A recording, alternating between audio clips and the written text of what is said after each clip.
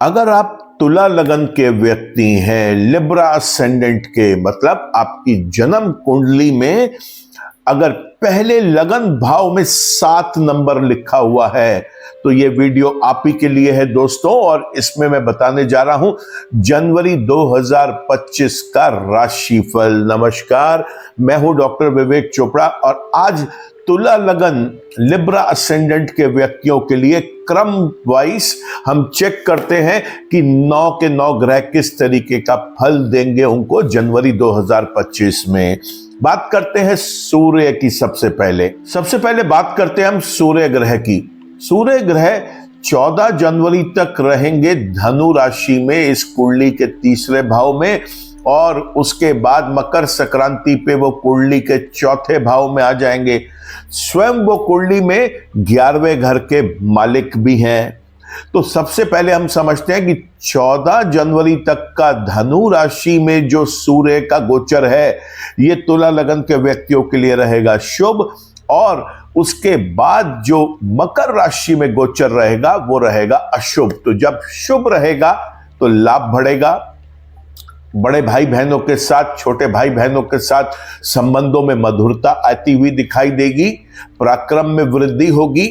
जो भी आप काम करते हैं उसके अंदर जितना आप सोच के चल रहे थे रिजल्ट्स, उससे कहीं बेहतर रिजल्ट्स मिलने की संभावना भी बनेगी। सूर्य आपके भाग्य भाव को देखेंगे तो भाग्य से भी आपको स्ट्रॉन्ग करेंगे और साथ ही साथ आपको धर्म में रुचि बढ़ाएंगे। आपके पिता के साथ आपके संबंधों में मधुरता आएगी, और अगर पिता का स्वास्थ्य से आप चिंतित चल रहे थे तो इस पीरियड में उससे भी आप चिंता मुक्त हो जाएंगे। कोई लंबी यात्रा करना चाहते हैं किसी व्यापार के पर्पज से या किसी प्रोडक्टिव रीजन से, तो 14 जनवरी से पहले सूर्य आपको उसके लिए सपोर्ट करते हुए दिखाई दे रहे हैं। मकर राशि में प्रवेश जब करेंगे मकर संक्रांति वाले दिन सूर्य ग्रह, तब इस लगन वाले व्यक्ति के लिए सूर्य अशुभ रहेंगे। ऐसे में लाभ भी कम होगा, बड़े भाई बहनों के साथ कोई तकरार की स्थिति बन सकती है, चल अचल संपत्ति से संबंधित कोई कठिनाइयां सामने आ सकती है, माता जी के स्वास्थ्य या उनके साथ अपनी कंपैटिबिलिटी में कोई प्रॉब्लम फेस करेंगे आप। ये आपको प्रोफेशन के अंदर भी, चाहे आप व्यापार में है चाहे किसी जॉब में है, वहां पे भी कठिनाइयां देते हुए दिखाई दे रहे हैं। बात करें अब हम चंद्रमा की, तो चंद्रमा एक महीने में 12 की 12 राशियां कवर करते हैं, इसलिए उनका प्रभाव किसी भी एक राशि के अंदर बहुत लंबे समय तक देखने को नहीं मिलता।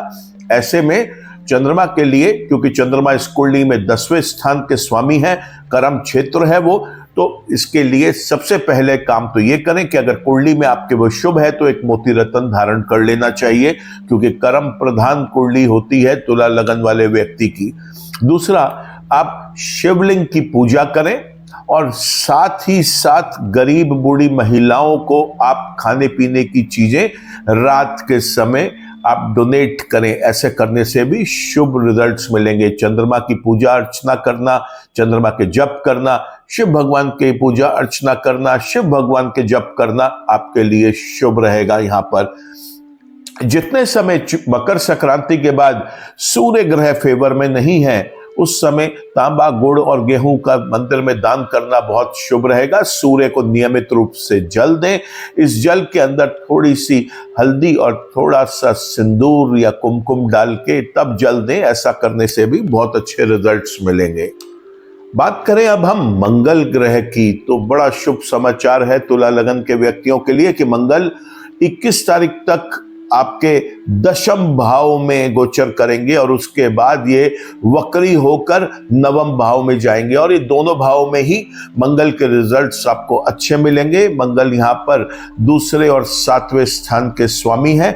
जब ये 10वें भाव में आप गोचर कर रहे होंगे तो ये धन की दृष्टि से भी अच्छा रहेगा, कुटुंब में भी एक आपकी प्रतिष्ठा बढ़ेगी, साथ में वाणी से, कम्युनिकेशन से रिलेटेड आप जो काम करके पैसा अर्जित करते हैं, लोगों का दिल जीतते हैं, उसके अंदर आप और ज्यादा सफल होंगे।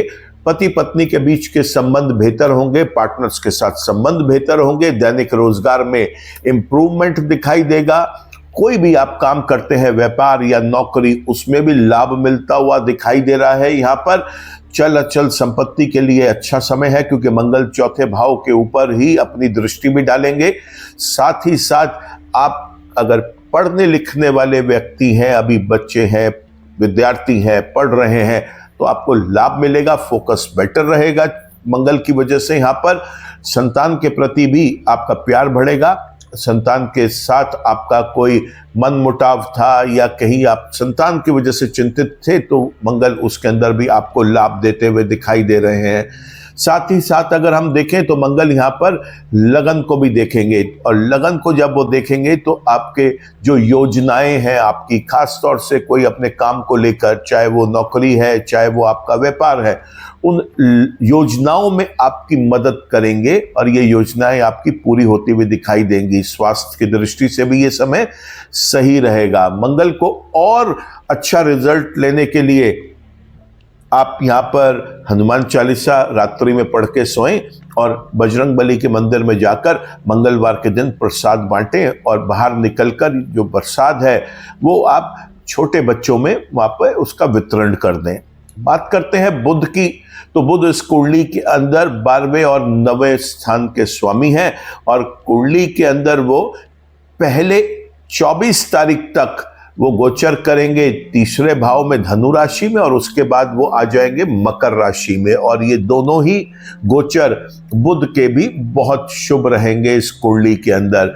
बुध ग्रह जब तीसरे भाव में बैठ के 9वें घर को देखेंगे तो भाग्य की दृष्टि से अच्छा रहेगा।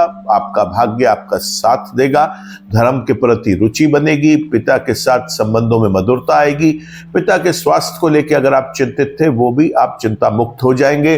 कोई लंबी यात्रा करना चाहते हैं किसी अपने प्रोजेक्ट के लिए, तो वो सफल होती हुई दिखाई दे रही है। छोटी यात्राएं भी सफल होंगी। आपके छोटे भाई बहनों के साथ आपके संबंधों में मधुरता आएगी, पराक्रम बढ़ेगा यहाँ पर। साथ ही साथ चल अचल संपत्ति आपको एक हेल्प करेगी यहाँ पर, कि अगर कोई अटका हुआ मामला है या कहीं आप कोई चीज़ लेना चाहते हैं, वो आपके हक में, और हो सकता है कि आपको जितना एक्सपेक्टेशंस आपकी हैं उससे सस्ती मिल जाए, और या जितनी एक्सपेक्टेशंस आपकी हैं उससे बेहतर बिक जाए।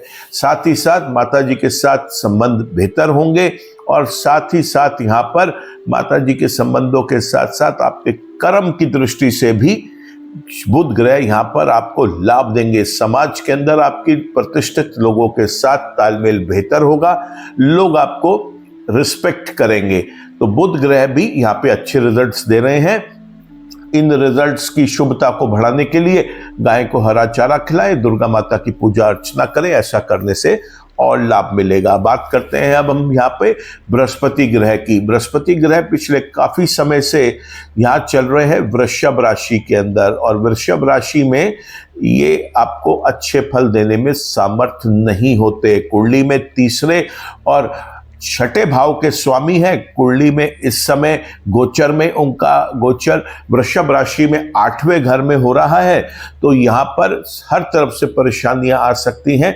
एक्सीडेंट के योग बना रहे हैं, लंबी कोई बीमारी दे सकते हैं, खासतौर से फैट को इंक्रीज कर सकते हैं, हार्ट रिलेटेड कोई इशू आ सकता है। यहाँ पर बृहस्पति 12वें घर को देख रहे हैं, तो हॉस्पिटल बिल्स में वृद्धि कर सकते हैं। यहाँ पर मान सम्मान प्रतिष्ठा को हानि पहुंच सकती है। कोई ऐसा काम होगा जिसके अंदर नॉन प्रोडक्टिव एक्सपेंसेस बढ़ जाएंगे, धन की भी हानि होती हुई दिखाई दे रही है। बृहस्पति आपके कुटुंब में भी आपके साथ जो तालमेल है वो बिगाड़ने की कोशिश कर सकते हैं। छोटे भाई बहनों के लिए भी परेशानी का टाइम बना सकते हैं बृहस्पति ग्रह यहाँ पर, और साथ ही साथ रोग ऋण विघ्न बाधा पीछा नहीं छोड़ेंगे, ऐसा भी बृहस्पति ग्रह का गोचर दिखाई दे रहा है। इसके लिए आप बृहस्पति के मंत्र जप करें, आप पीले बेसन के लड्डू गरीबों में वितरण करें। ऐसा करने से बृहस्पति के दुष्प्रभाव में, उसकी अशुभता में कमी आएगी। बात करें अब हम शुक्र ग्रह की, जो कि इस लगन के स्वामी भी होते हैं। कुंडली में 27 जनवरी तक वो चलेंगे कुंभ राशि के अंदर, और ये उनकी बहुत प्रिय राशि है। लगन के स्वामी पंचम भाव में गोचर करेंगे। ऐसा करना आपके लिए बहुत अच्छा रिजल्ट देगा शुक्र का। सबसे पहले तो आपको लव रिलेशनशिप्स में हेल्प मिलेगी, पढ़ने लिखने वाले बच्चों को फोकस बनेगा अपना पढ़ाई की तरफ, साथ ही साथ डिसीजन मेकिंग बेटर होंगे और इस समय जो डिसीजंस आप लोग ले रहे हैं वो आपके लिए बहुत अच्छे जाने वाले हैं। मान सम्मान प्रतिष्ठा में भी शुक्र आपको बहुत हेल्प कर रहे हैं वृद्धि करने में उसकी, और साथ ही साथ आपको हेल्थ में भी बेनिफिट्स दे रहे हैं शुक्र ग्रह। यहाँ पर शुक्र ग्रह यहाँ पर चूंकि लगन के स्वामी है और पंचम भाव में बैठे हैं, पंचम भाव हमारी अर्निंग को भी कहीं ना कहीं इंडिकेट करता है, हमारी स्टडीज को भी इंडिकेट करता है।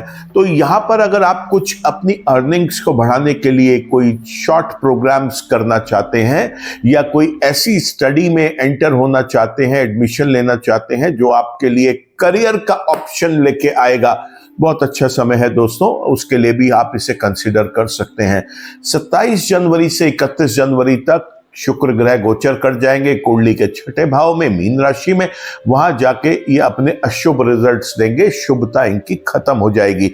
ऐसे समय में आप लक्ष्मी माँ की और नारायण भगवान की पूजा अर्चना करें, आप यहाँ पर शुक्र के मंत्र जप करें, साथ में आप लक्ष्मी माँ के मूर्ति के आगे मंदिर में जाकर वहां पे खीर का भोग लगाएं और भोग लगाने के बाद जो प्रसाद है वो आप वहां पर गरीबों में वितरण करके आए। ऐसे समय में आपको चाहिए कि शुक्र से संबंधित अगर आपके जन्म के ग्रह भी शुक्र अच्छे हैं तो 27 जनवरी से पहले पहले अगर आप चाहें तो आप एक हीरा रत्न धारण कर लें या हीरे का कोई सब्स्टिट्यूट आप पहन लें।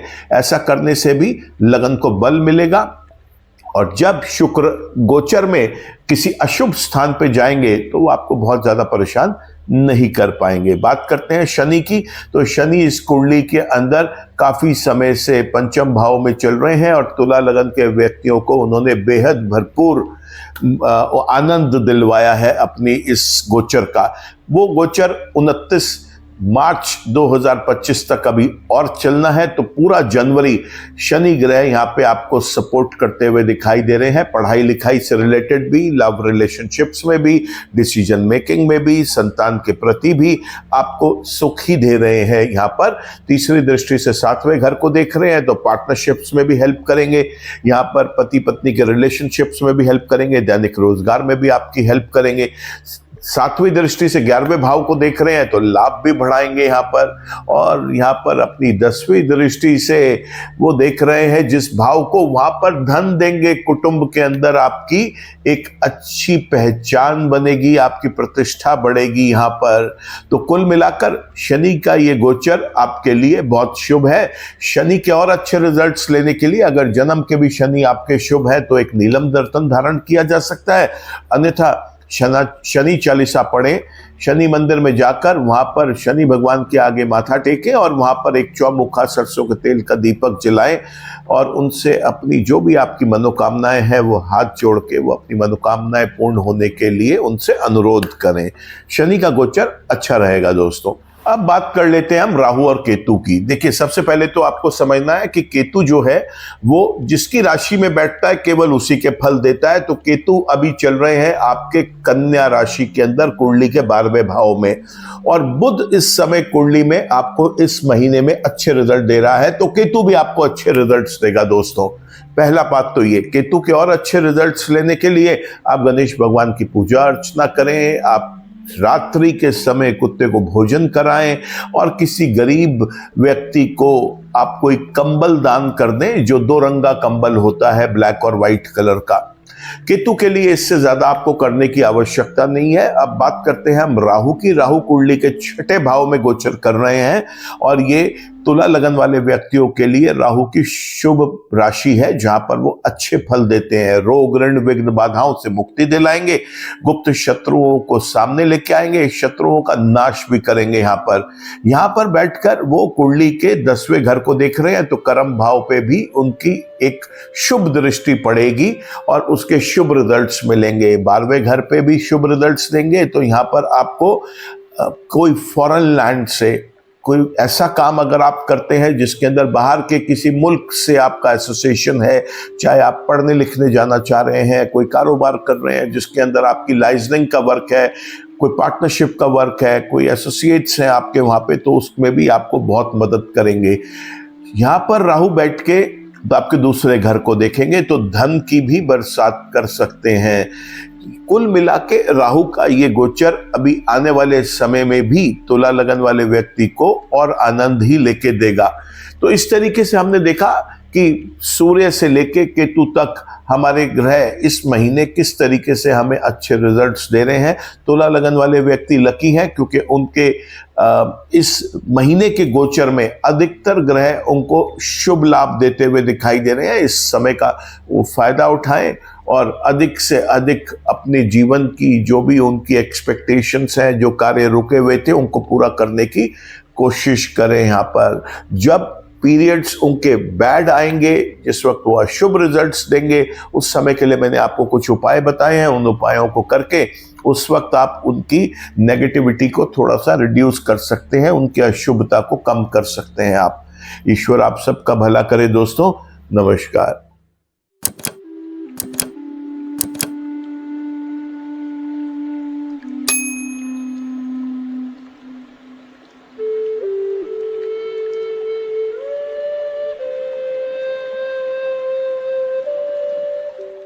जीवन की सभी प्रकार की व्यक्तिगत, पारिवारिक और व्यावसायिक समस्याओं के समाधान के लिए तुरंत संपर्क करें। डॉक्टर विवेक चोपड़ा, पीएचडी, गोल्ड मेडलिस्ट, विश्व विख्यात ज्योतिषाचार्य एवं वास्तु एक्सपर्ट। कॉल अथवा व्हाट्सएप करें 9311131069 9212431069।